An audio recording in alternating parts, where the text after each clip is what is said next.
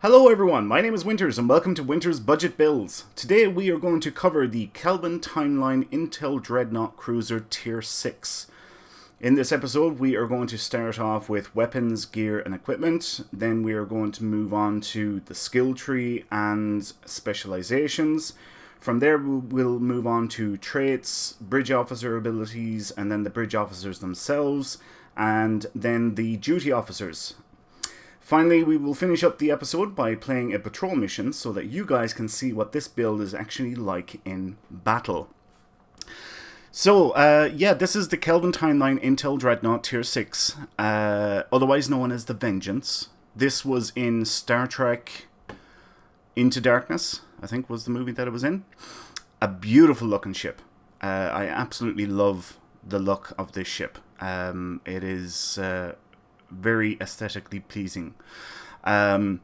Also, this is probably one of the most popular ships in game. I see these flying around all the time. So many people have them. This comes from the Lobby store for 900 Lobby crystals. Unless, of course, there is a sale going on, in which case you can probably get it for, like, you know, depending on the sale, it might be 450 Lobby if there's a 50% sale. Or more commonly, 720 Lobby, which is, what, is that a 20 or 30% sale? 20% sale. So yeah, a very, very popular ship, and a lot of people like it, and I think you'll see why as we go through this episode and go through the build. So let's jump in. So, first up, we have, in our first forward weapon slot, we have a Quantum Phase Beam Array, which comes from the story mission Sunrise. We're using this in conjunction with the Quantum Phase Converter.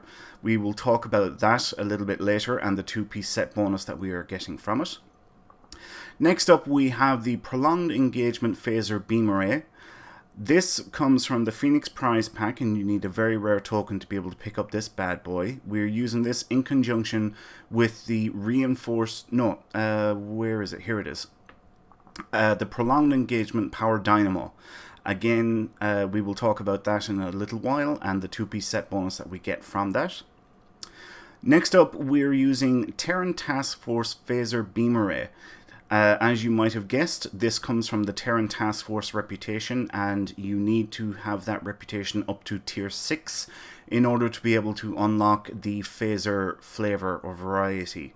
Normally, the weapons are Disruptor in the Terran Task Force, but when you get to Tier 6, you unlock phaser variety weapons. Next up, we have 2 Kelvin Timeline Phaser Emitter Arrays. These come from the Kelvin Timeline Lockbox. You can pick these up off the exchange at the moment for 4 million energy credits each. We have 2 of them on our build here. You do not have to worry about mods. Like, you can pick up the cheapest ones that are available on the exchange, and you can mod them later yourself. So pick up basically the junk with crap mods like accuracy, you can mod them later on yourself then. Moving on to equipment. First up, we have the Iconium Resistance Deflector Array. This comes from Iconian Rep, as you might have guessed, and you need to have that reputation up to Tier 2 in order to be able to unlock the Deflector Array. We're using this in conjunction with the Iconium Resistance Hyper Injection Warp Core. You need to have Iconian Rep up to Tier 4 to unlock the Warp Core. We are using these 2 pieces for the 2-piece set bonus, which is Enhanced Shield Distribution. Distribute Shields applies 165.9 shield regeneration for 5 seconds to each facing once triggered, and it goes on a 30-second cooldown. So, if you click here on the icon for your ship here, you can see it says 100%. This represents your hull strength and also your shield strengths on the outer edges. And when you click on the icon of your ship, it will redistribute shield strength. So for example, if your forward facing shield is 50% depleted or 75% or 100% depleted, and you click on this, it will pull shield strength from your port, starboard and aft shields and put it into your forward shield and build that shield back up again. But when you click on it, when you're running this 2-piece set bonus, you click on it and you will see an aura come around your ship. That is actually a shield heal, as well as redistributing your shield strength. So we'll do it here now. We click on it, and here is the aura I was talking about. And that is actually shield heal for 5 seconds, and it's a really, really good one. It has got me out of a lot of jams. So that's why we are using that. Also, with the warp core, we have it up to ultra rare quality, and that means that we get the amp modifier. If you look down here, when I mouse over the warp core, it says plus 3.3% all damage per subsystem with 75 or more power. Current total 3.3%. So what that means is, first of all, you have, these are your subsystems, and you have 4 subsystems. You have weapons, shields, engines, and auxiliary. And for each one of these that you have at 75 or higher power levels, alright, so currently this one's at 65, engines is at 60, and shields is at 66, and weapons is at 120. For each one that gets to 75 or higher, you will gain an extra 3.3% bonus damage. So with 4 subsystems at 3.3%, that's 13.2% extra damage that you can do just for having your power levels right.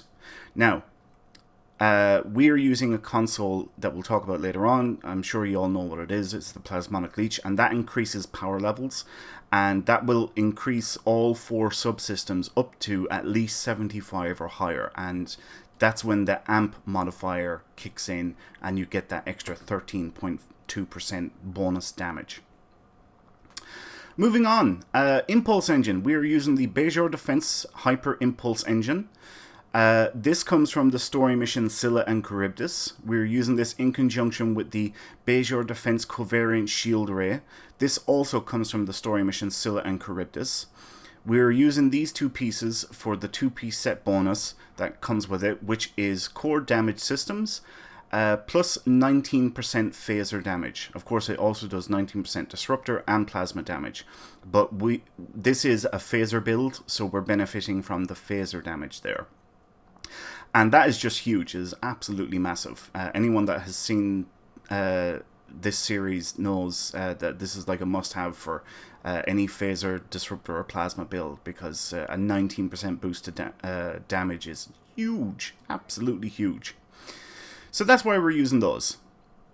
Moving on to our aft weapons. First up, we have the Trilithium Enhanced Omnidirectional Phaser Beam Array.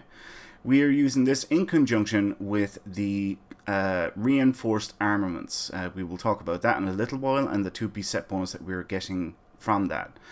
The Trilithium Enhanced Omnidirectional Phaser Beam Array comes from the story mission Beyond the Nexus. That's where you pick up that bad boy.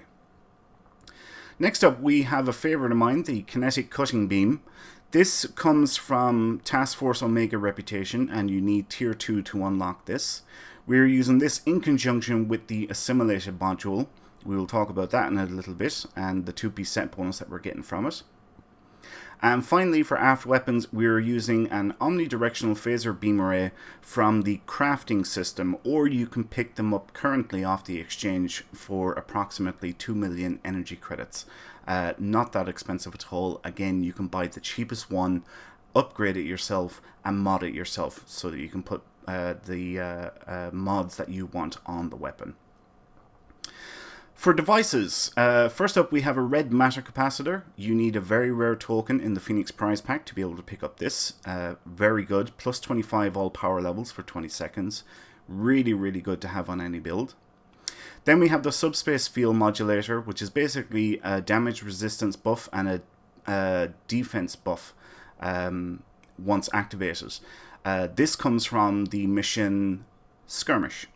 That's where you pick up that bad boy. We also have Scorpion fighters, just because I got them for playing the story mission, Cutting the Cord, I think it was. And I'm not throwing them on here just to use them up, and once they're used, I'm never getting them again. These things are a pain in my rear end. And finally, we have an auxiliary battery, just for whatever. Look, if you want to run weapons batteries, by all means. If you want to run shield batteries or engine batteries, by all means, feel free to do it. If you have any other good devices that are better than these ones, well, I would say these two anyway. The subspace field modulator and the red matter capacitor are good, and you want those. But the batteries and the Scorpion fighters, I would say, can definitely be replaced with better stuff. Right, moving on to consoles. First up, we have the Quantum Phase Converter. This gives plus 23.8% phaser damage, plus 3.6 auxiliary power setting, and plus 35.6 starship drain expertise. Hot restart automatically removes auxiliary power disable condition can occur once up to 60 seconds. We're basically using this because of that extra phaser damage that we're getting from it, again, which is really, really huge. 23.8% bonus to phaser damage. Massive. When this is fully upgraded to Mark 15 Epic, I believe it's a 25% damage buff that it gives, if memory serves. Like I said earlier, we're using this in conjunction with the Quantum Phase Beam Array, and the 2-piece set bonus that we were getting from that is plus 15 accuracy rating, double potency of Quantum Phase Weapon Shield Drain. It also comes from the story mission Sunrise, and therefore it doesn't really cost you anything. So why not use it? You know, we're using the console specifically for the phaser damage, and why not use the beam array as well and benefit from the 2-piece set bonus? It's not game changing by any manner or means, but it sure as hell ain't hurting it. So that's why we're doing that. It's purely because of the console, and yeah, why not run the 2-piece set bonus at the same time? Next up, we have an engineering console, conductive RCS accelerator with the modifier weapon power. This gives plus 5 weapon power setting, plus 50% flight turn rate, and when healed, applies conductive accelerator for 15 seconds, which is plus 10% shield resistance for 15 seconds, plus 20% turn rate.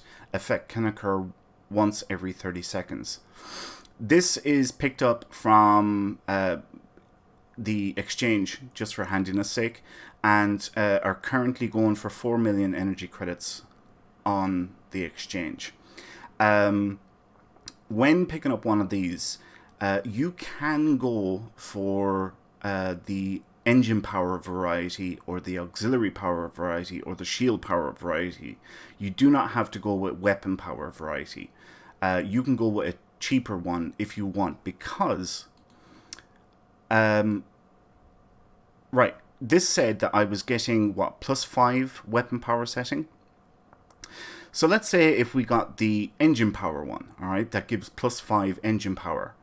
That will bring my engine power up to 65.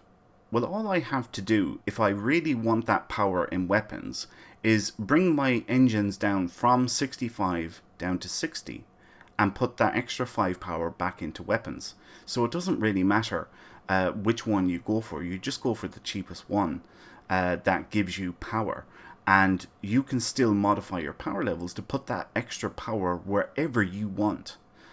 So yeah, a lot of people don't think about that.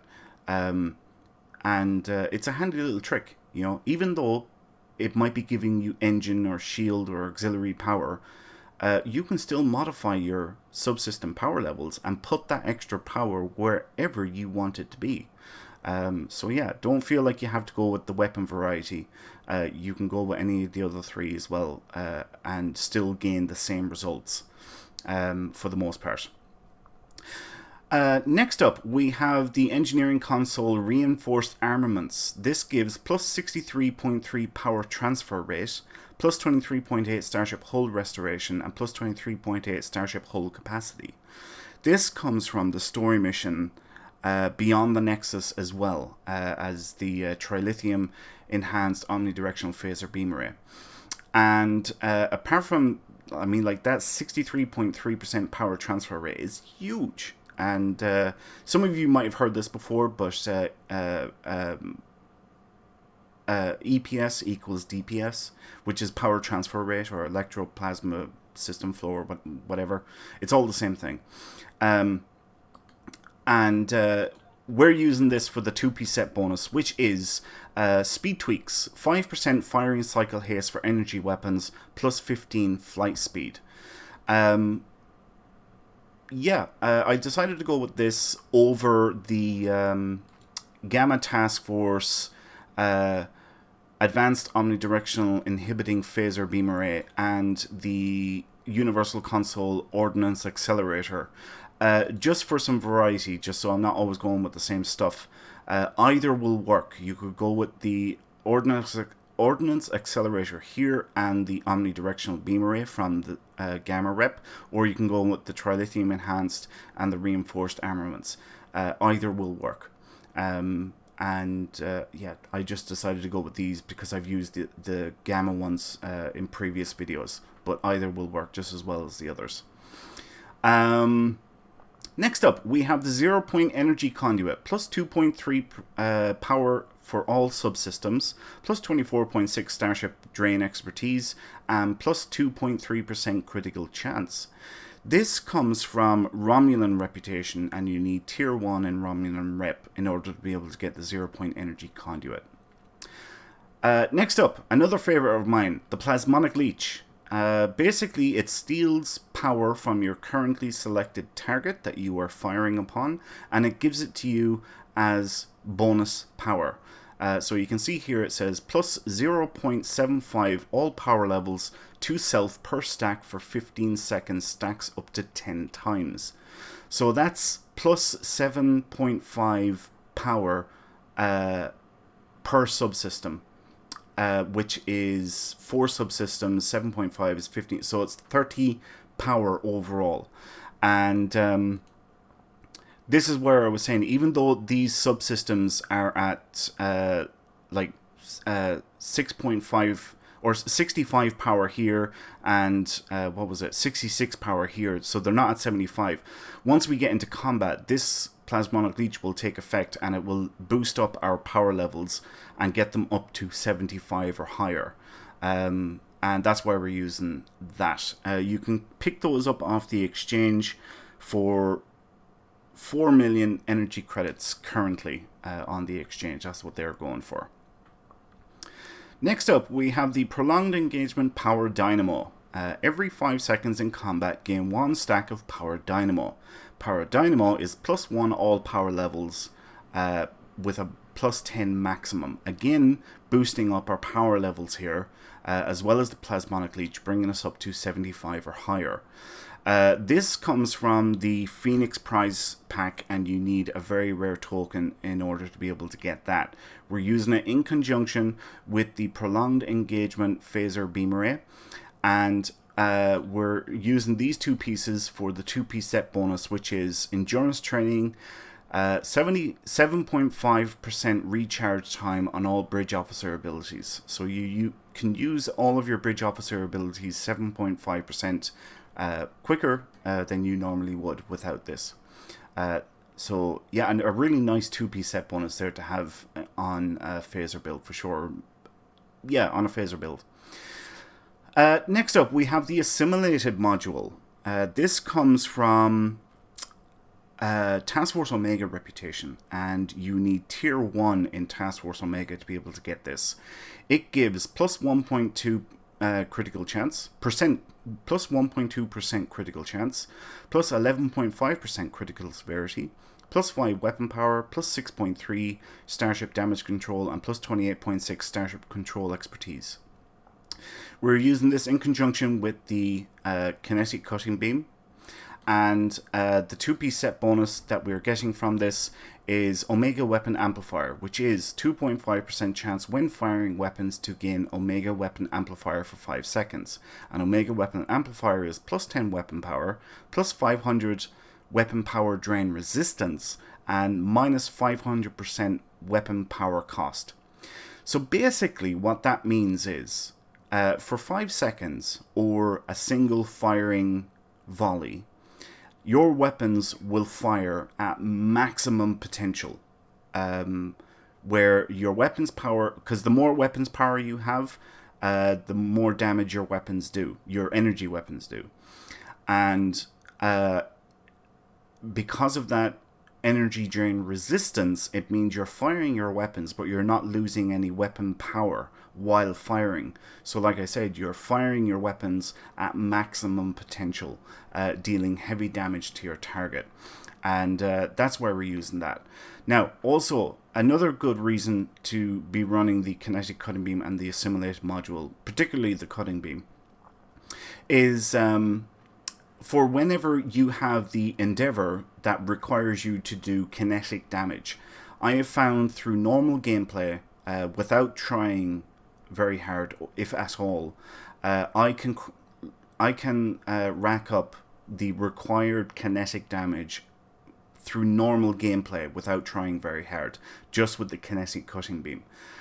So that's why it is so regularly used on most of my builds, because it's just handy to have, where it can, no matter what character I'm on, for the most part, I can always complete that endeavor just through normal gameplay. Another reason why it's good to have this two-piece is if you ever come up against Ace Attorney simulators. For those of you who don't know, an Ace Attorney simulator basically absorbs energy weapon damage and puts it back out as radiation damage, damaging you.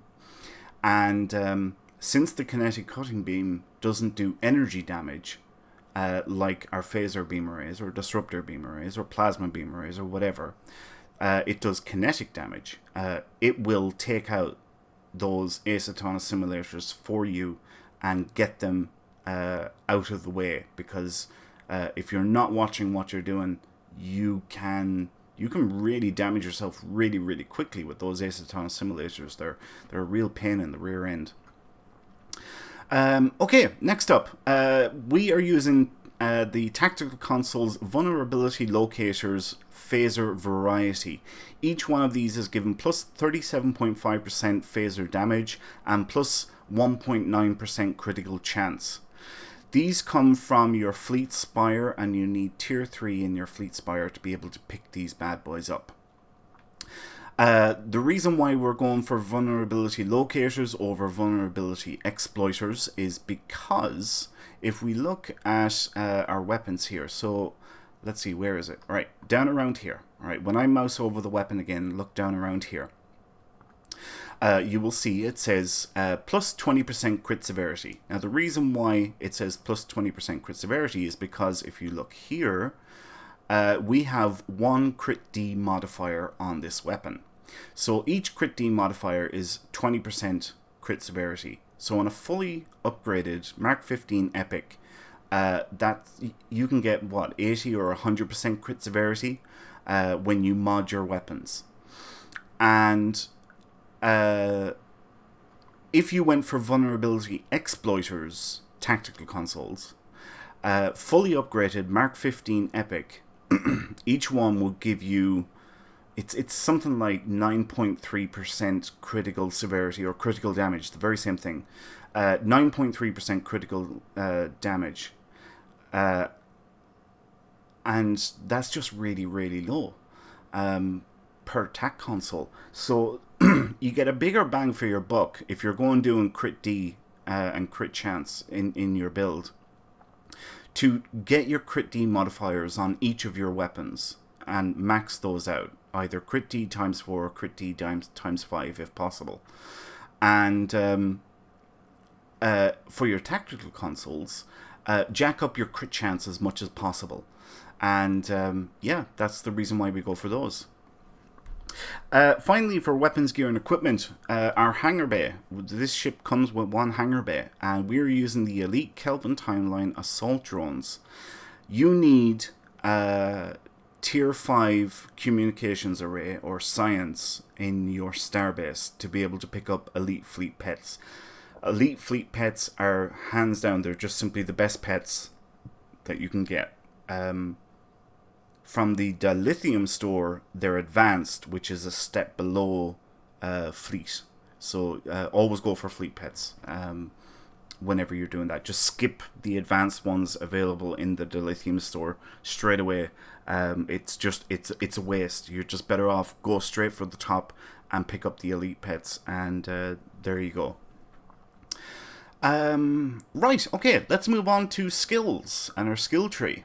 So nothing too out of the ordinary, very standard, this skill tree, with just some minor tweaks because we are using pets on this build. And we're going to gloss over it here pretty quickly. So first up, we have energy weapon training 3 points, shield capacity 2 points, hull capacity 2 points, electroplasma system flow 2 points, drain expertise 2 points, targeting expertise 2 points, defensive maneuvering 2 points, weapon specialization 3 points, weapon amplification 3 points, shield hardness 3 points, hull plating 2 points, defensive subsystem tuning 3 points, offensive subsystem tuning 3 points, long range targeting sensors 3 points, hull penetration 3 points, shield penetration 3 points, warp core potential 2 points, and here's where it's different, coordination protocols 3 points. So this is actually, these 3 points that are spent here is where this skill tree differs from others. And it's purely because we've got some pets just to increase their defensiveness and their damage output a little bit. And that's why we're doing that. Specializations. We're using the pilot specialization tree because this is a Dreadnought cruiser. It's a big, fat, heavy ship, and it has not a great turn rate. And by going with pilot specialization, we're getting plus 40% turn rate for having 30 points spent in this specialization tree, which really, really helps this build. For our secondary specialization, we're using strategist with 15 points spent, and it gives us plus 10% maximum shield capacity, so really good there. So yeah, that's our skill tree and specializations. Moving on to our traits.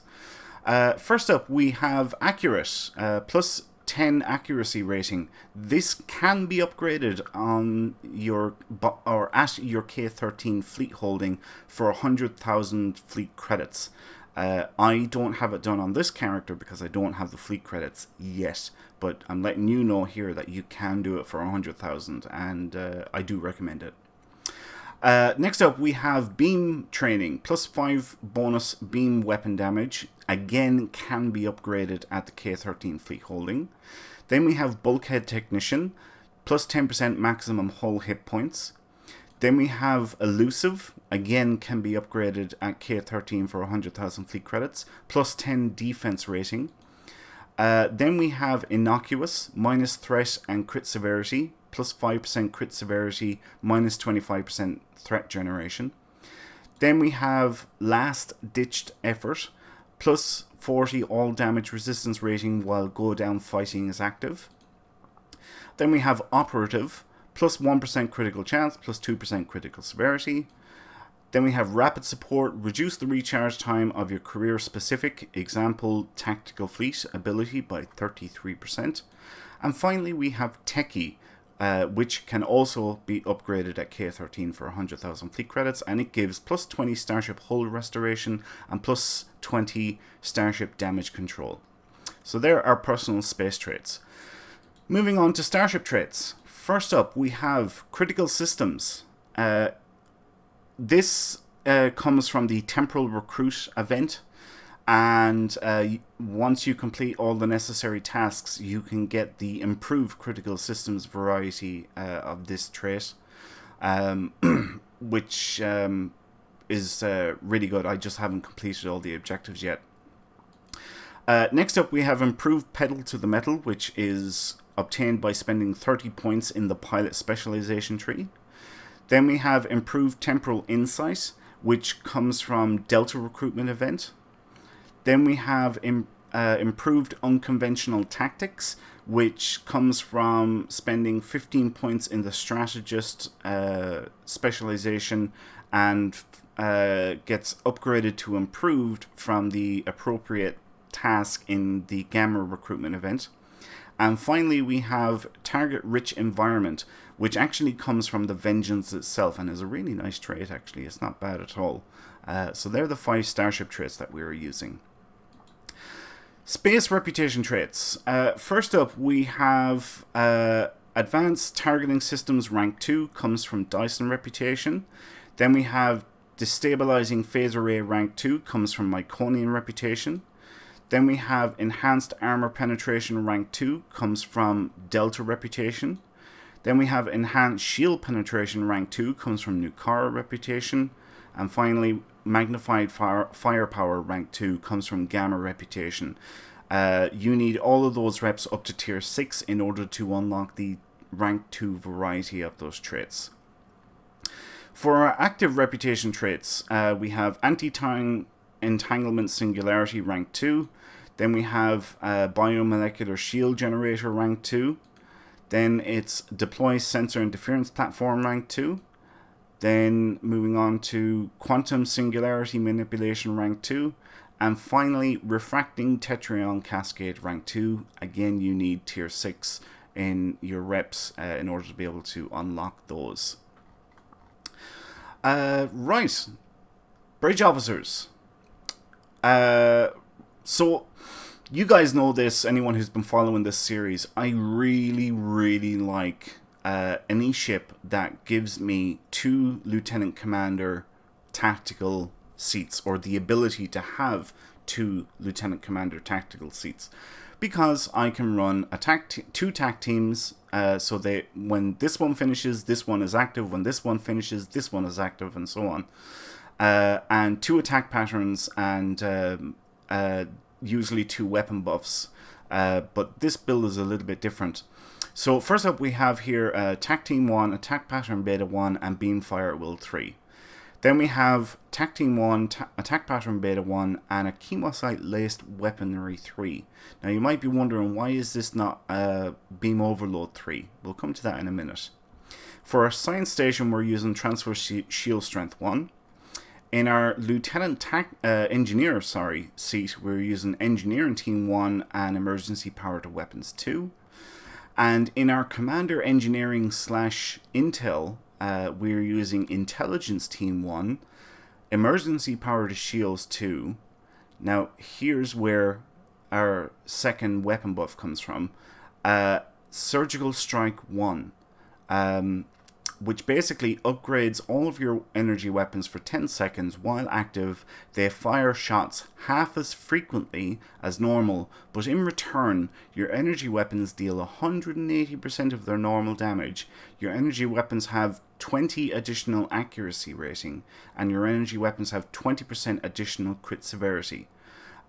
So this, I'm using this in place of Beam Overload that I would normally put here. And finally then, in our Commander Engineering, we're using Directed Energy Modulation 3. So that's the Bridge Officer abilities that we're using. Now the Bridge Officers themselves, so let's see, Bellbach is there, and Ver is there. Right. These 2 guys are Superior Romulan Operatives. You can pick these up from your Fleet Embassy, and you need to go for the Tactical Rare or Blue Male Bridge Officers. Once you pick them up, they will turn very rare, i.e. purple. So that's where you get those from. They cost 80,000 fleet credits apiece. Then we're using Jemadar here. Well, actually, let's go back to the Romulan Operatives. The reason why we're using these is because they come with the space trait Superior Romulan Operative, which is plus 2% crit chance, plus 5% crit severity, plus 15 power recharge speed for cloaking. So really good bridge officers there because they come with a space trait. And space traits are rare in Star Trek Online, as you probably know. Now, the Jem'Hadar we're using because he comes with Engineered Soldier, which is plus 5% all weapon damage, plus 1% critical chance, and plus 2.5% crit severity. Then we have this guy, which is a Nausicaan, and we're using him because he comes with the Pirate trait, which is plus 1.5% bonus all damage, and plus 150 starship stealth. You can pick up a Nausicaan Bridge Officer by achieving rank 4 in your diplomatic commendation. You can pick up an enemy faction Bridge Officer, and in this case we went with Nausicaan because Nausicaans come with a space trait. The other ones don't, that are available to you. And finally then we have Mr. Potato Head, which comes who comes from the story mission Alliances, and we're using him because he comes with 2 space traits, which is increased warp core efficiency, so plus 7.5 starship warp core efficiency, and he also comes with the Pirate trait, plus 1.5% bonus all damage, and plus 150 starship stealth. So they're the bridge officers that we're using and the reasons why we're using them. Next up, duty officers. So we're going to go to active space. First up we have Warfare Master. This guy comes from a Gamma Recruit reward for having a Gamma Recruit and completing the appropriate tasks as a Gamma Recruit. Then we have a Shield Distribution Officer. This guy comes from the Delta Quadrant expansion pack. Attack pattern beta restores hull when firing. I forgot to mention, this guy gives increased damage versus all enemies. Then we have a Warp Core Engineer, chance to temporarily improve your ship's power on use of any emergency power ability. And they are currently going for 950k or 950,000 energy credits on the exchange. Then we have a Damage Control Engineer, chance to reduce the recharge time for emergency power to subsystem abilities. And they are currently going for 3 million energy credits on the exchange for the very rare variety. I was actually surprised by that. I didn't get this guy by paying 3 million. But when I checked the prices for this build, or for this episode, the cheapest one was 3 million. I would expect those to come down a little bit in the coming days and maybe even a week or two. But anyway, then we have a Flight Deck Officer, increased carrier pet accuracy while in intercept mode, and they are currently going for 400k or 400,000 energy credits on the exchange. And finally we have an Astrometric Scientist, improved space hazard emitters. Actually, that's not the guy that I want on there. I just have to realize on that. Gravimetric, astrometric. Oh, I need to change that. Okay. What I want there is an Astrometric Scientist who reduces the recharge time on transwarp abilities. So yeah, that's actually, wow, I didn't even notice that. Okay, so that's what I would put there. I'm not using hazard emitters, so this guy is completely pointless for this current build. Actually, I'm going to take him off now, and I'll pick up an Astrometric Scientist once I finish this episode. Right, that is duty officers. Now, before we jump into the patrol mission that we're going to do, I meant to say this at the beginning of the episode, and I completely forgot until now. This build on this ship was requested by Grievous and Rob Herrera on the 30th of May, 2020. So I just want to say thank you, Grievous and Rob, for requesting that I do a budget build video on this particular ship. If you're interested in seeing a budget build video on any ship in game, any tier 6 ship in game, feel free to leave a comment below, and if I have the ship, I will endeavor to do it. It might take me a little while to do it because I'll have to put the ship together, I'll have to get the gear, I'll have to upgrade everything, blah blah blah blah blah. But I will get to it if I have the ship. So yeah, thank you Grievous and Rob for taking the time to actually put in a request for a build video, and this was the ship that they requested. So thank you guys. I really, really appreciate your support. Okay, so now we're going to move on to the patrol, and we're going to see what this bad boy is like in battle. So we're going to go to our favorite Sentinels, and we're going to launch that. And yeah, we'll see what this is like.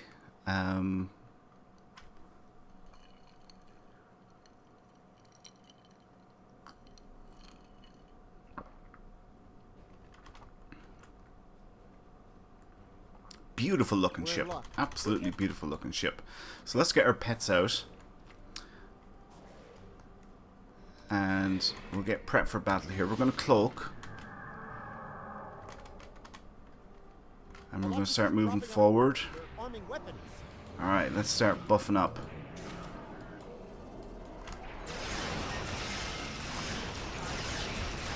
Should start seeing some pops here now very soon. Yep, there's a few of them.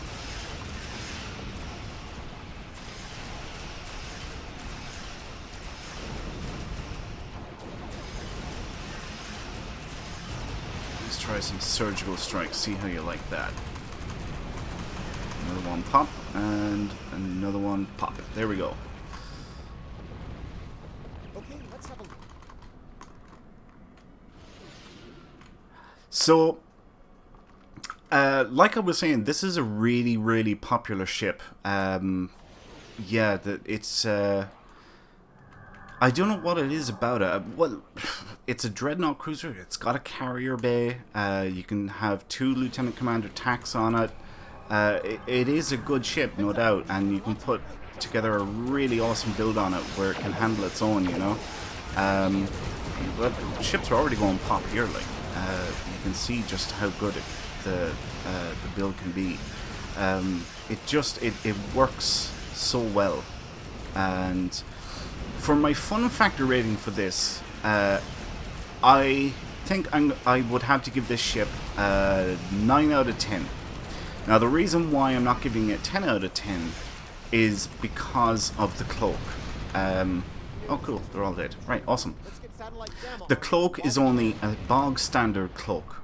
Granted, it doesn't take up a console slot, but I absolutely hate a bog standard cloak. It has to be battle cloak or nothing. It kind of like, in my opinion.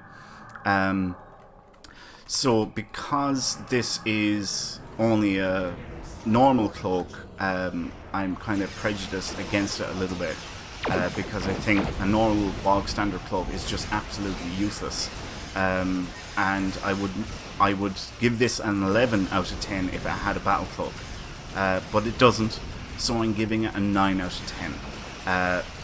It is a really great ship. You can have so much fun in it. It's got the survivability, it's got the damage output. When it's built correctly, you can have the maneuverability.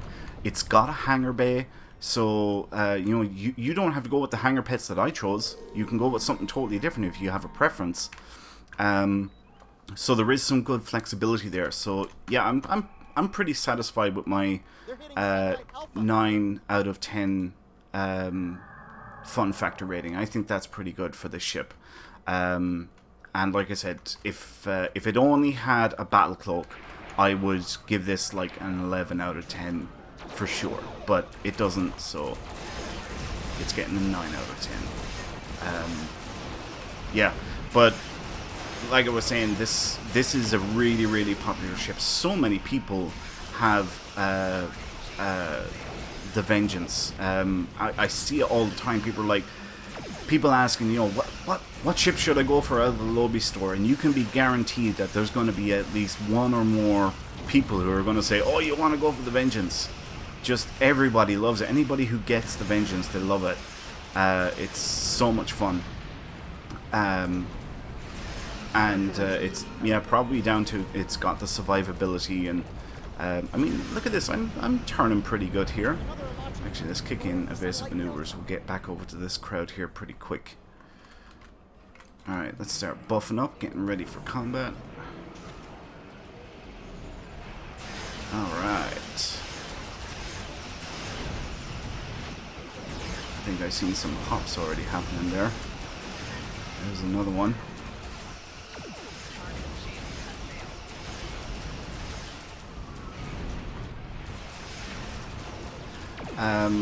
So yeah, I like this build. I've had a lot of fun with it. I did make some tweaks. I kind of fine-tuned it a little bit specifically for this episode. There was a few things different on it originally. I was originally running Beam Firewall 3 and a Beam Overload 3, but then I started thinking about the specialist, and I was like, hang on a second, I can play this a different way here. And yeah, I'm pretty happy with the way it turned out.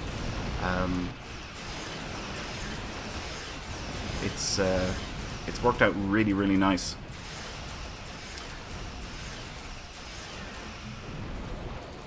Alright, let's finish these guys off.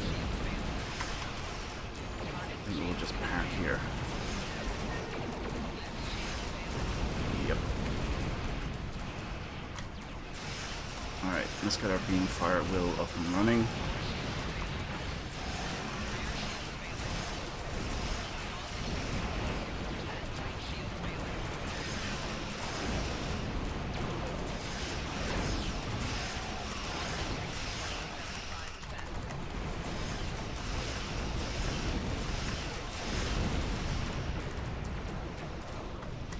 Yeah, I was wondering what was going on there. I was like, hang on a second, that's not right.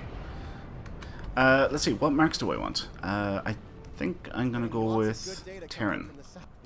Oh, crap! I didn't mean to do that. Oh, never mind. It's alright.